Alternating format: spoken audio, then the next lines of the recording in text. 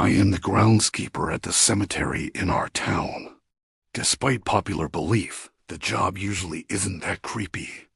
The only thing I find unsettling about the place is the couple of bells that are still left by some of the gravestones that have been there for almost 2 centuries.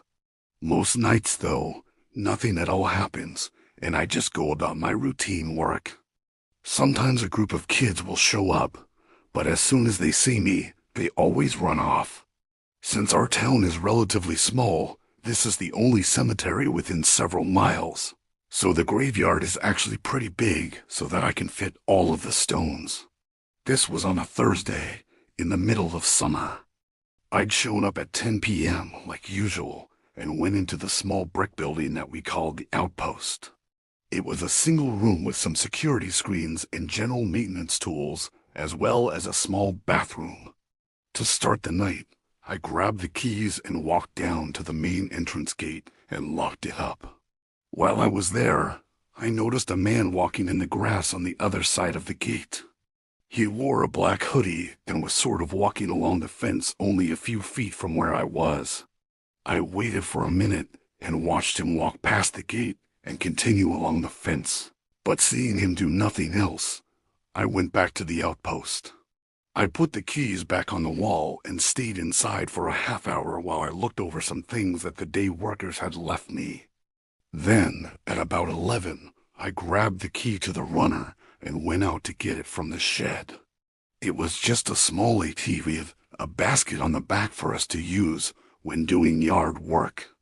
I pulled it out and started making my rounds to each gravestone, making sure there were no damages and picking up any flowers or other things left behind.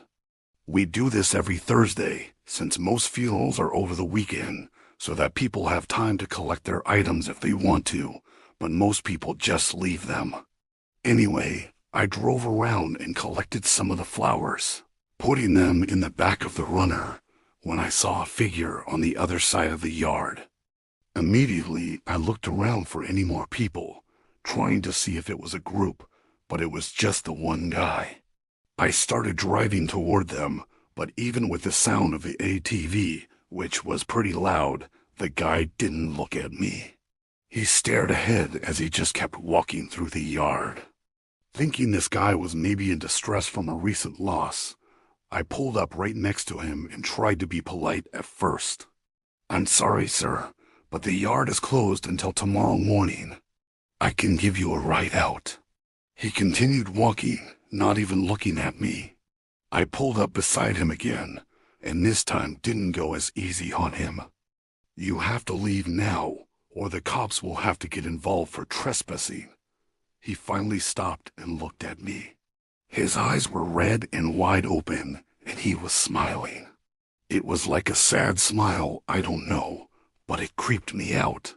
There was a couple seconds where neither of us said anything before the guy lunged at me.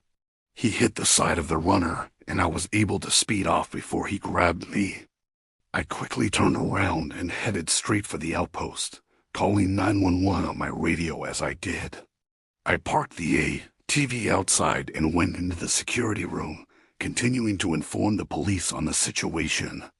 The department is only a couple minutes away, so I holed up in the outpost and started looking through the security cameras to get any info on where the guy went. Before I could even find him on the screen, though, loud banging shook the door behind me. He continuously hit the door like his life depended on it, enough to start shaking the floor and walls of the small building. There was nothing to defend myself with, so I just watched the door violently shake and hoped it wouldn't give in.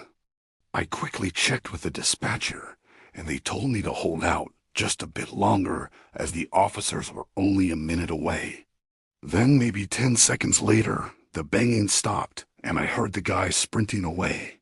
I looked back at the screens to see which direction he ran in, and as soon as the officers arrived, I told them where he ran off to.